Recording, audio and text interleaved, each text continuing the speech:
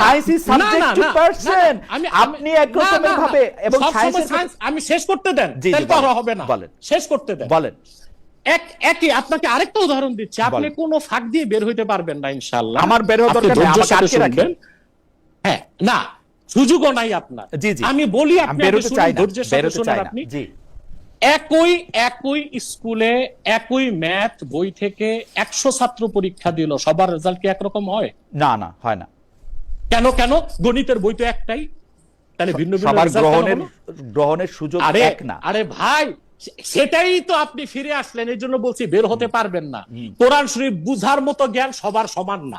চার ইমামের মধ্যে একজনের বেশি, তিনজনের কম, এটা আপনি কিভাবে বুঝলেন? হ্যাঁ, যেমন এটা একেবারে স্বাভাবিক। যে আপনি যে আমাকে হানাফি হইতে বললেন, আপনি কেমনে বুঝলেন যে হাউ আই ক্যান চুজ ইট?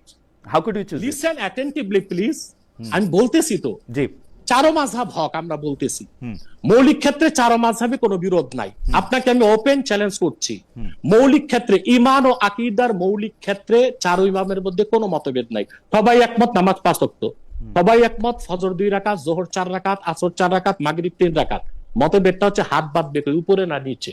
সবাই বলতেছে আমিন বলতে হবে, মতভেদটা কোথায়? জোরে বলবে না আস্তে বলবে? মৌলিক ক্ষেত্রে এটা কোনো মতভেদ না।